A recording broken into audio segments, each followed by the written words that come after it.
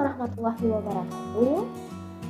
Nah, untuk materi kimia kali ini kita akan belajar mengenai larutan penyangga atau nama lainnya buffer atau dapar. Nah, larutan penyangga itu sendiri apa? Nah, larutan penyangga itu adalah larutan yang dapat mempertahankan pH-nya walau ditambahkan sedikit asam ke dalamnya, atau sedikit basa, atau bahkan sedikit air. Nah, atau nama lainnya kalau ditambahkan sedikit air apa? Diencerkan. Nah, larutan-larutan yang kriterianya seperti ini, maksudnya yang jika kita tambahkan ke dalamnya sedikit asam, atau sedikit basa, atau kita encerkan sedikit, itu harga pH-nya tidak jauh berbeda dengan harga pH awalnya. Nah, larutan penyangga ini bisa dibuat dengan dua cara, ya. Jadi kita masuk ke pembuatan larutan buffer. Nah, ini bisa dibuat dengan dua cara. Yang pertama ada secara langsung, dan yang kedua itu secara tidak langsung. Nah, secara langsung itu bagaimana cara buatnya? Kita buat dengan cara mencampurkan asam lemah dan basa konjugasinya, atau bisa juga kita campurkan basa lemah dan asam konjugasinya. Contohnya seperti apa? Misal yang asam lemah dan basa konjugasinya, misal contohnya asam lemah CH3COOH ditambah dengan basa konjugasinya. Nah, kemarin kita sudah belajar mengenai asam dan basa menurut si Bronsted-Lowry. Nah, basa konjugasi itu apa? Coba dilihat lagi. Basa konjugasi adalah asam yang telah kehilangan satu H. Jadi, basa konjugasinya di sini bisalah kita buat CH3COO-. Nah, baik, untuk yang basa lemah tambah dengan asam konjugasinya, contohnya seperti apa? Misalnya basa lemah, kita buat NH3. Nah, asam konjugasi itu apa? Kemarin, asam konjugasi adalah basa yang telah bertambah satu H-nya. Jadi, jadinya anggaplah NH4+. Nah, itu contohnya. Nah, untuk pembuatan larutan buffer secara tidak langsung, itu bisa juga dibuat dengan cara mencampurkan. Nah, bisa kita campurkan yang pertama asam lemah dengan basa kuat, ya kan? Kemudian bisa juga dengan asam kuat dan basa lemah. Dengan syarat ini kemudian pasti akan menghasilkan garam dan air. Ini juga sama akan menghasilkan garam dan air. Nah, ini pembuatan buffer secara tidak langsung itu harus ada syaratnya. Syaratnya apa? Setelah reaksi yang bersisa, harus ada yang bersisa. Yang bersisa adalah asam lemahnya dan garam, atau berarti untuk reaksi yang kedua harus yang bersisa adalah basa lemahnya dan garam. Nah, ini syaratnya untuk kita membuat larutan penyangga. Harus bersisa. Kalau kita mau buat secara tidak langsung, kita bisa dengan mencampurkan asam lemah dan basa kuat, kemudian asam kuat dan basa lemah, tapi dengan syarat yang bersisa adalah asam lemah dan garamnya atau basa lemah dan garamnya. Nah, itu untuk pembuatan larutan buffer. Kemudian lanjut, ada jenis-jenis larutan penyangga. Di antaranya yang pertama ada larutan penyangga asam, yakni larutan yang terdiri dari asam lemah dan basa konjugasinya, atau asam lemah dan garamnya. Nah, untuk larutan penyangga yang jenis ini, yang jenis untuk asam, kita bisa cari pH-nya dengan mencari konsentrasi H+-nya terlebih dahulu.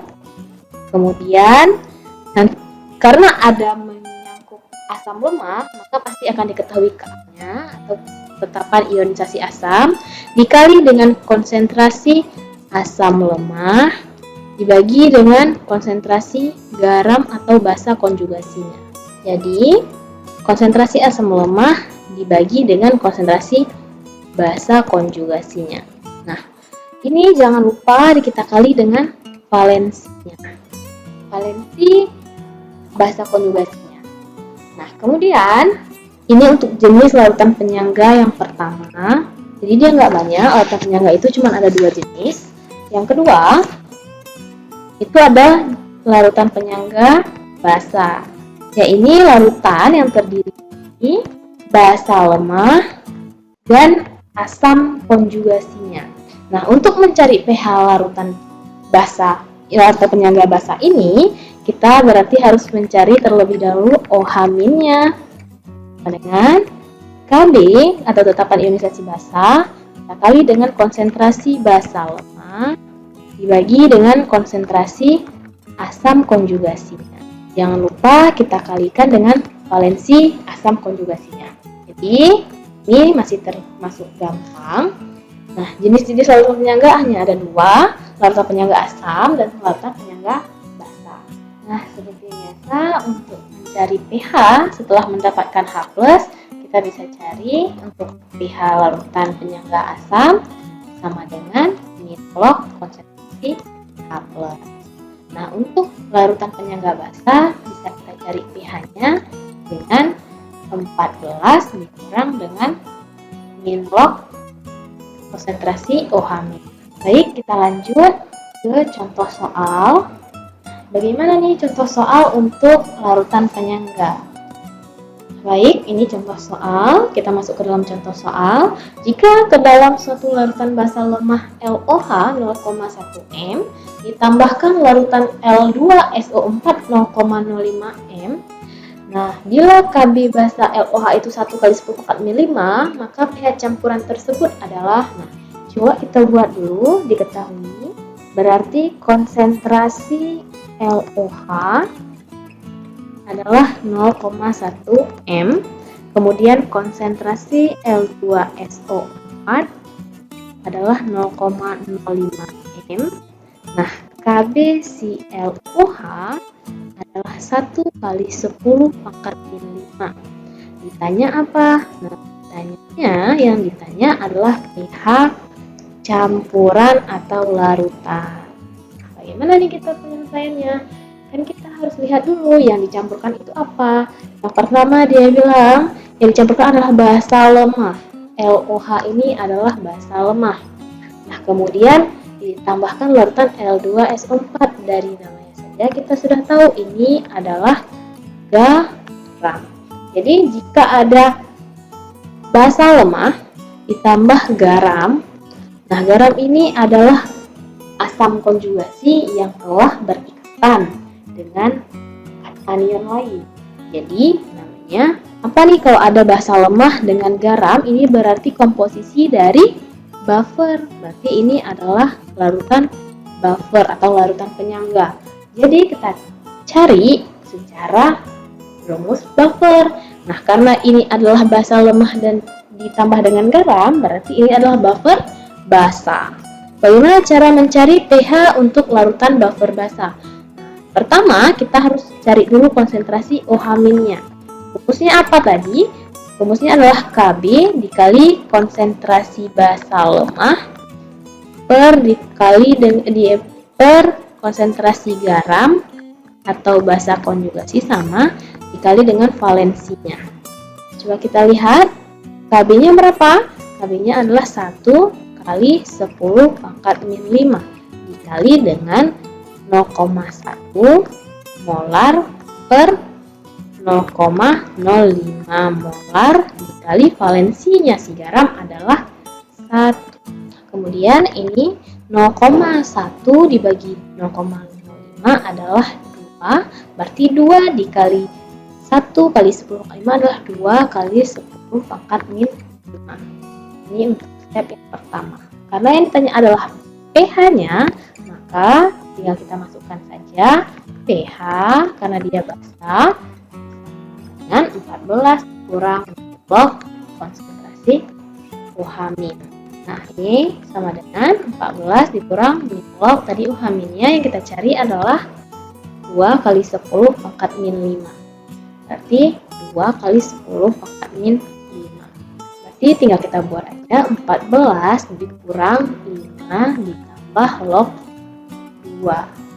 14 dikurang 5 adalah 9 tambah log 2. Nah, ini pH untuk larutan buffer tadi. Segini aja sudah benar jawaban adik-adik, tidak perlu lagi dicari log 2-nya berapa. Segini aja sudah benar, gitu ya. Jadi untuk perjumpaan kali ini, untuk materi kali ini, kesimpulannya, larutan penyangga adalah larutan yang dapat mempertahankan harga pH-nya walaupun ditambahkan sedikit asam, sedikit basa, atau sedikit air.